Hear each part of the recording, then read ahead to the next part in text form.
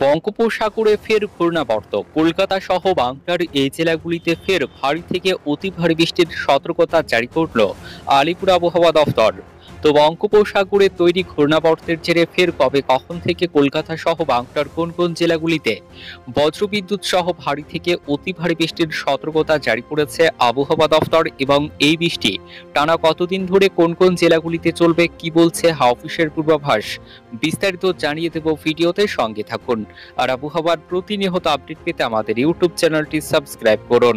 একদিকে যখন বৃষ্টির অপেক্ষায় দক্ষিণবঙ্গ, তখন উত্তরবঙ্গ বৃষ্টি থামার আশায়, কিন্তু আপাতত দুর্যোগ কমার আশা তো নেই, বরং ফের দুর্যোগের আশঙ্কা রয়েছে সপ্তাহের মাঝামাঝি। উত্তরবঙ্গে বৃহস্পতিবার 11 জুলাই প্রবল বর্ষণের আশঙ্কা রয়েছে।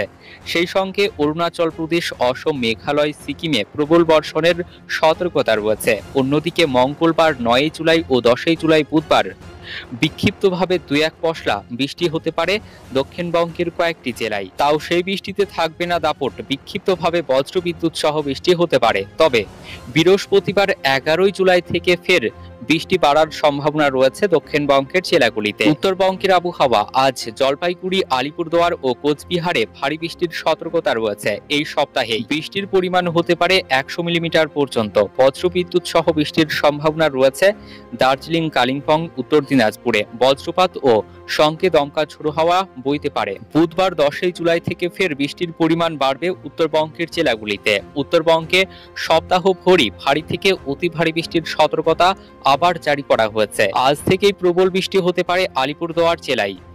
আগামী বৃহস্পতিবার 11 জুলাই ভারী থেকে অতি ভারী বৃষ্টি হতে পারে জলপাইগুড়ি, আলিপুরদুয়ার, কোচবিহার জেলায়।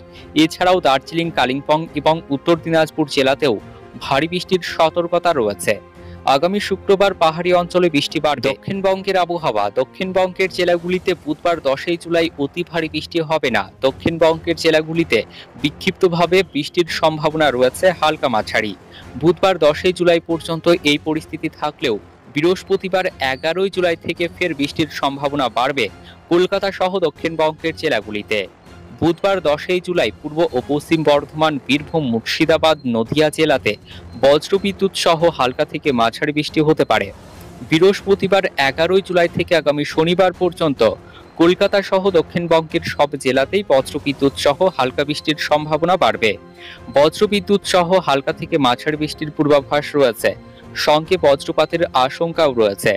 কলকাতার আবহাওয়া, বজ্রবিদ্যুৎ সহ হালকা থেকে মাঝারি বৃষ্টিপাত হতে পারে কলকাতায়। বৃষ্টির সম্ভাবনা বাড়বে আগামী বৃহস্পতিবার থেকেই। ভারী বৃষ্টির সম্ভাবনা আপাতত নেই কলকাতা সহ দক্ষিণবঙ্গে। আংশিক মেঘলা আকাশ থাকবে দিনভর, বাতাসে জলীয় বাষ্পের পরিমাণ বেশি, তাই আর্দ্রতাজনিত অস্বস্তি ভোগাবে।